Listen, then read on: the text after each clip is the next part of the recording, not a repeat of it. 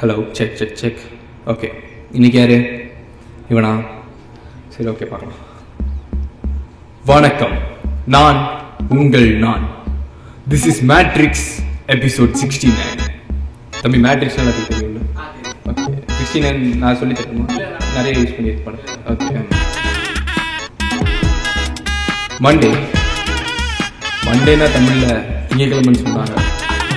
Sunday night கையினா கேட்குறாங்க.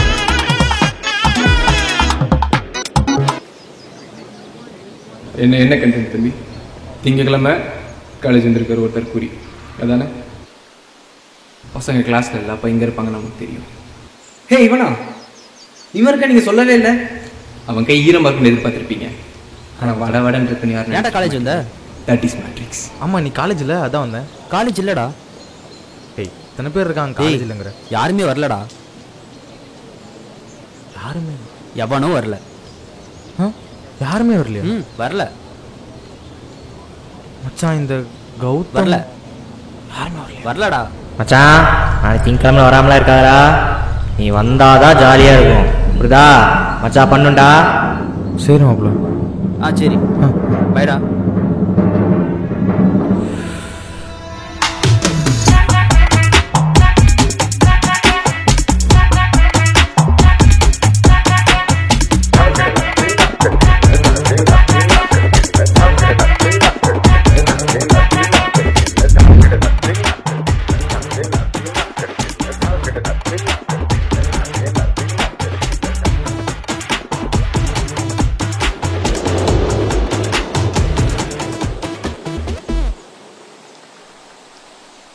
Matrix ஒருத்தனுக்கு இப்படி பேக் ஷாட் அடிச்சு நானே பார்த்ததில்லை. எனக்கே போகும்போது இருக்கு. என்ன பண்ணுறது? ஃப்ரெண்ட்ஸ் எல்லாம் சேர்ந்து துரோகம் பண்ணிட்டாங்க. ஒருத்தன் கூட ஃபோன் எடுக்கல. தம்பி ஏதோ பொண்ணை பார்க்குறான்ல, அவன் க்ரஷ்ஷாக இருக்கு. இமேஜினேஷன் தானே? ஓகே, சொல்லிடுங்க. லைஃப் தச்சுருப்போம்.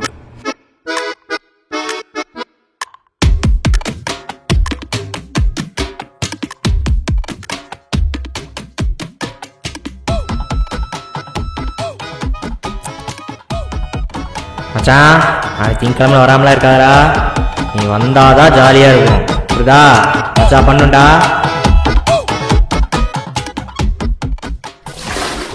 அவன் எங்கே கூப்பிட்டாலும் வருவானுங்க. ஆனால் அன்னைக்கு அவனுக்கு வரும்போது அவனுக்கு யாருமே வரல. அதனால அவனுக்கு வரும்.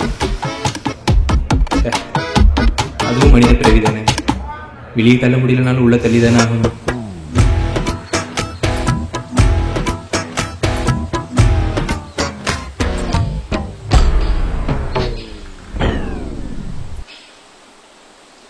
இவருக்கு இந்த கதைக்கு எந்த சம்மந்தமும் இல்லை. அப்போ யாரு தெரியலையா? சரி விட்டு. 69ஆம் நாள், நேரம் பிற்பகல் 12 மணி. எங்கே பார்த்தாலும் பசங்க,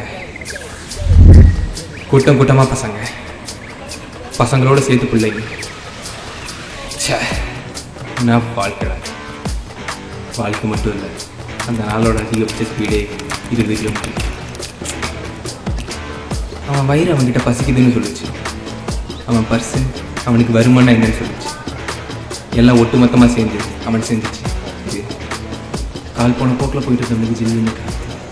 அவன் பார்த்தான், அவள் இன்னும் பார்த்தாங்க. அவனுக்கும் பேசணும்னு ஆசை தான். ஆனால் மூஞ்சி இப்படி அமெரிக்கன் சைக்க மாதிரி வச்சா பாப்பா. பெண்கள் கூட்டம் அவனை படையெடுத்து வந்துச்சு.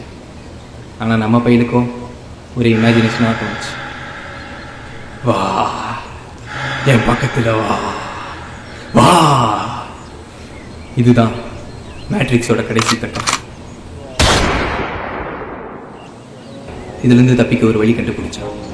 அவன் ஃப்ரெண்ட்ஸ் இல்லாமல் அவனாலும் டைம் ஓட்ட முடியும்னு காட்டுறதுக்காக ரீல்ஸ் பார்த்தான்.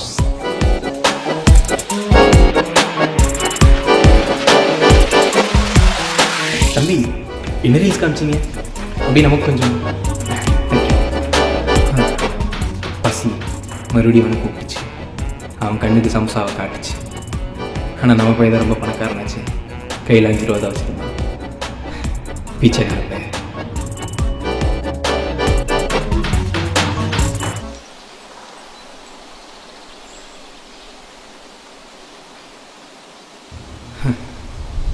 முடிச்சு அதோடு எல்லாம் முடிச்சு.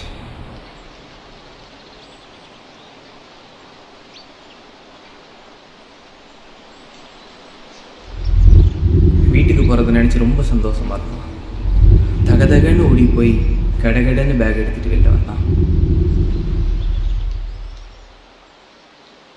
மேட்ரிக்ஸ் மண்டே குழப்புற விஷயம் மட்டும் இல்லை, அது நிறைய பேத்துக்கு வாழ்க்கையை கற்றுக் கொடுத்துருக்கு. அதே மாதிரி தான் இன்றைக்கி இவனுக்கு தனிமையான என்னன்னு கற்றுக் கொடுத்துருக்கு. இனிமேல் இவன் யாரையும் எதிர்பார்க்க வேண்டிய அவசியம் இல்லை. தான் கையால் தன்னை தானே சாட்டிஸ்ஃபை பண்ணிக்க முடியும். இப்போ யாரு மறுபடியுமா? ஹலோ மச்சான், காலையில் கூப்பிட்டுருந்த போல. சாரிடா, ஃபோன் எடுக்கல. காலையில் வகுத்து ரொம்ப போயிடுச்சு. காலேஜ் தனியாகவே இருக்க மச்சான்? சரி மச்சான், நாளைக்கு காலேஜ் தானே வருவேன், வா பார்த்துக்கிறேன்.